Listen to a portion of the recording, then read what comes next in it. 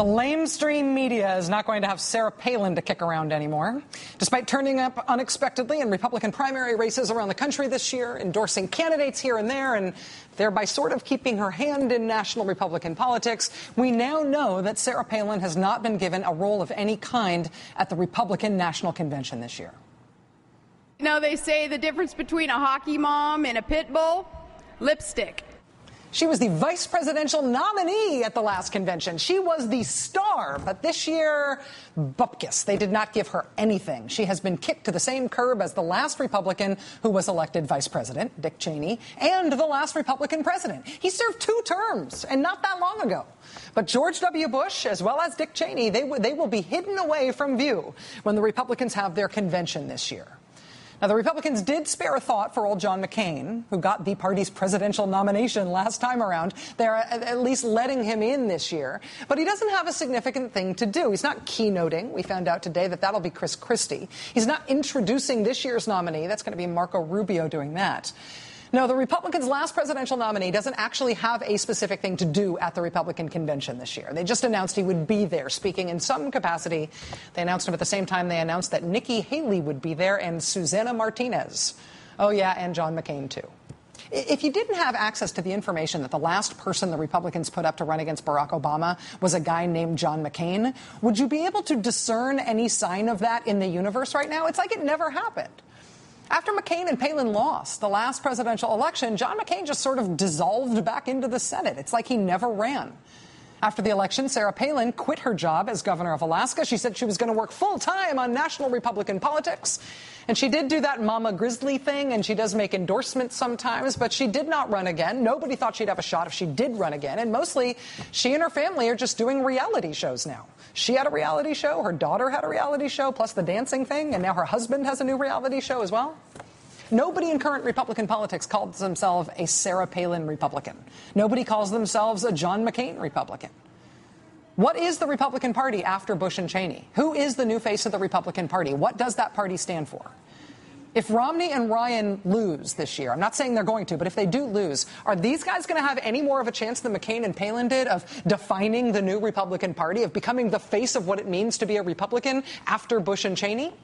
I think some of the excitement on the right about Paul Ryan is not that he necessarily is going to help Mitt Romney win in November. We talked just a moment ago with Steve Schmidt about Republicans saying that having Mr. Ryan on the ticket may make it more likely they will lose in November. But I think the excitement about Mr. Ryan, nonetheless, is among party activists and hardcore partisan folks and conservative movement folks who look at this guy, Paul Ryan, and say, yeah, he may not help us win, but that is the face we want on the future of the party. He is who we want to define what it means to be a Republican, post-Bush, post-Cheney. We didn't actually want that in the end from McCain or Palin. And if Mitt Romney does not win in this election, I don't think any Republican's going to be looking to Mitt Romney for that definition for their future party either. But win, lose, or draw, they like Paul Ryan as the guy who means Republican in America from here on out. If that is what's going on with all the enthusiasm for Paul Ryan on the right, even as the rest of the country appears to be rather repulsed by him, going by the polls, if we are going to be talking about Paul Ryan as Mr. Republican from here on out, I would like to request that we please define our terms. Paul Ryan is most often described in the mainstream media as a fiscal conservative, right? Romney picks fiscal conservative Paul Ryan as running mate. Here's ABC explaining the morning of the announcement who this Paul Ryan is. Quote, Ryan, 42, a 7-term congressman from Janesville, Wisconsin, is known as a fiscal conservative. Slate.com. A wonderful thing has happened for this country. Paul Ryan will be the Republican nominee for vice president. Ryan is a real fiscal conservative. This is just the shorthand for describing what Paul Ryan is. He's a fiscal conservative. My favorite definition of what it means to be a conservative, period, is from the mission statement from the National Review magazine, which William F. Buckley wrote in 1955. He said the National Review would, quote, stand athwart history, yelling, stop. Well, if being conservative means you are standing athwart history yelling stop, if they're saying stop with the progress, keep things as they are, conserve what exists, and fight efforts to change things, if that's what a conservative is, what's a fiscal conservative? The way we use the term fiscal conservative, it's supposed to mean not somebody opposed to progress whole scale, but somebody opposed to profligacy. In government, it's somebody who doesn't want the government to spend more than it takes in. That's the label that everybody is affixing to Paul Ryan, saying his fiscal conservatism is why he was chosen for vice president and why we should expect him to be around for a long while.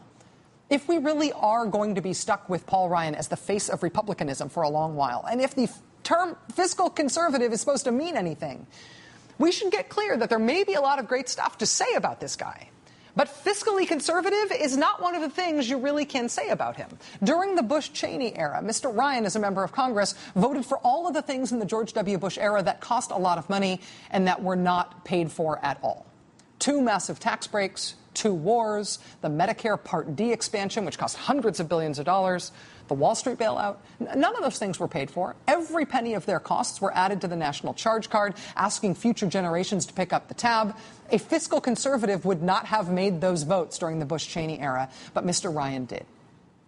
In the Obama era, Mr. Ryan is now pushing a budget that keeps the Bush tax cuts. Again, whether or not you like the Bush tax cuts, they are not a fiscally conservative thing. They were not paid for. They were just larded onto the deficit. He keeps those budget-busting Bush tax cuts whole, and then he adds onto them more than $4 trillion more in tax cuts that hugely, disproportionately go to the richest people in this country. Hundreds of thousands of dollars going to every millionaire in the country. That's expensive. How does he pay for it? He does not say. He says that's not his call to make. You may agree with that or you may disagree with that. But the point is, it should not be called fiscally conservative. It is something else. In fact, it is something else very specific that Congressman Paul Ryan, until recently, was very, very happy to talk about. The reason I got involved in public service, by and large, if I had to credit one thinker, one person, it would be Ayn Rand. It's so important that we go back to our roots to look at Ayn Rand's vision, her writings, to see what our undergrounding principles are. Ayn Rand, more than anyone else, did a fantastic job of explaining the morality of capitalism, the morality of individualism. And this, to me, is what matters most. That's what matters most. The reason I got involved in public service, Ayn Rand. Whether you are delighted or terrified by the prospect that Paul Ryan is the new face of the Republican Party, it is important to get straight that he is not a fiscal conservative. If he was, he wouldn't be proposing $4 trillion to be given to people who are already rich without specifying any means of paying for it in the budget. What Paul Ryan is not a fiscal conservative. What Paul Ryan is a follower of this person, Ayn Rand. Ayn Rand is a novelist who most famously wrote the book Atlas Shrugged. Over the course of his political career, Mr. Ryan has cited that book and Ayn Rand as the defining influences on his thinking. He told the Weekly Standard several years ago, "I give out Atlas Shrugged as Christmas presents, and I make all my interns read it." You know, it doesn't surprise me that sales of The Fountainhead and Atlas Shrugged have surged lately with the Obama administration coming in, because it's that kind of thinking, that kind of writing that is sorely needed right now. And I think a lot of people would observe that we are right now living in an Ayn Rand novel, metaphorically speaking. Paul Ryan has since said that it is an urban legend about him that he was ever a follower of Ayn Rand.